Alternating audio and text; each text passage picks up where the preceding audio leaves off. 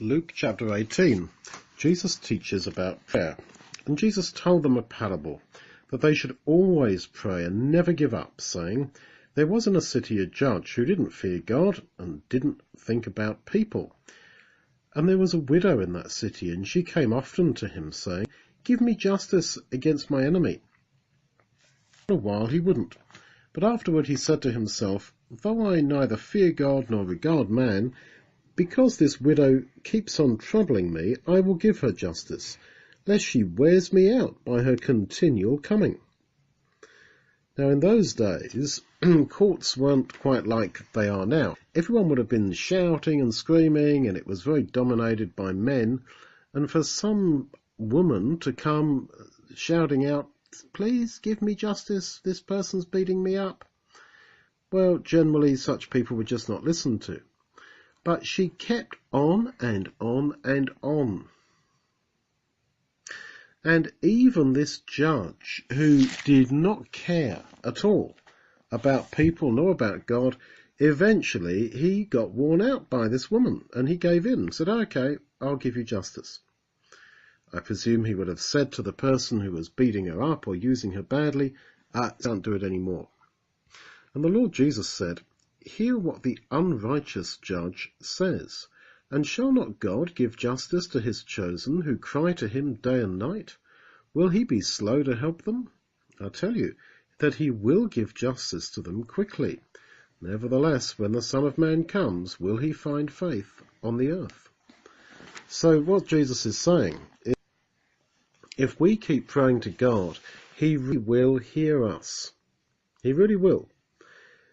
Because he loves us and he really wants to answer our prayers.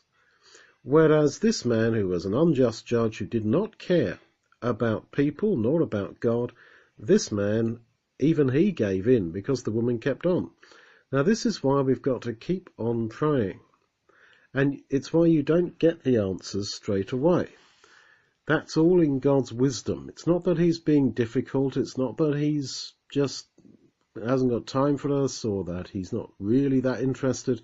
He is. But I suppose he realizes that if he says yes straight away to whatever we ask him for, that would not help us. We would then become demanding of God. Do this, do that. We are sinners. We're naughty and sinful people, and we have no right to demand anything from God. But if we keep on asking, then he will answer. And yet Jesus goes on to say, despite this, when the Son of Man comes, that's when he comes back to the earth, will he find faith on the earth? And it seems to be an open question. Will actually anyone really have the faith they should have? Despite the fact that he is so eager to answer our prayers, will he actually find anyone believing? That's why he says that when the Son of Man comes, will he find faith on the earth, after telling us this parable where he's saying, look, even men who don't care about people nor God, even those people eventually give in if you keep on asking. So he's saying God is even more quick to respond, far quicker and more eager. He loves us. He wants to hear us. But despite that, despite God being so willing to answer prayer, will actually anybody still believe when Jesus comes back? And that means that in the world in which we live, because we believe we live at the end of time, we live just before the return of Jesus to the earth, will anyone believe? And we believe that there will be believers, and there are believers, many good believers right now, just before Jesus is coming back. But he recognizes that it will be a time of no faith.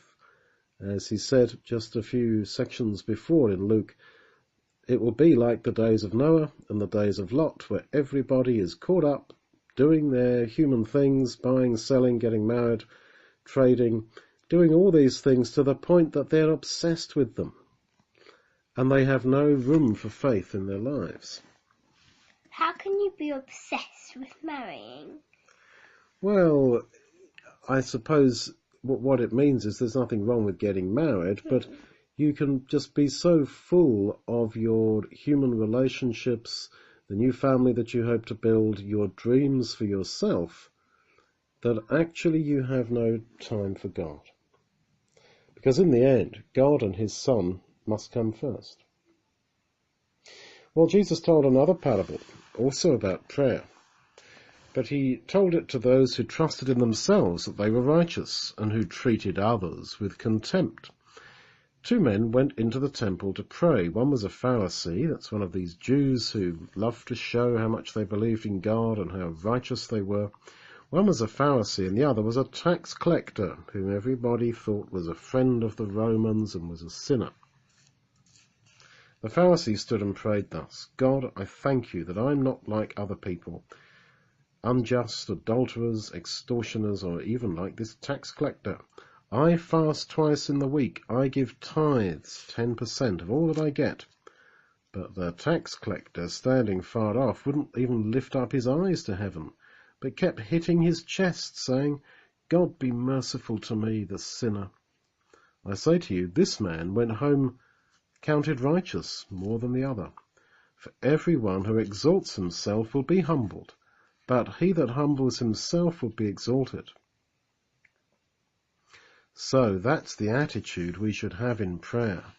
God, have mercy on me, the sinner, rather than being self-righteous and in your so-called prayer to God, just telling God how good you are. That's really something that God really doesn't like. So then, we should be humble in prayer, and we should keep on in prayer. God's not deaf, and he listens to all that we say. And it's not that he won't respond until you say 100 prayers or 1,000 prayers or something, but because he does not respond immediately, this encourages us, it's for our benefit, that we should continue praying. And that's why prayer must be a habit in our lives.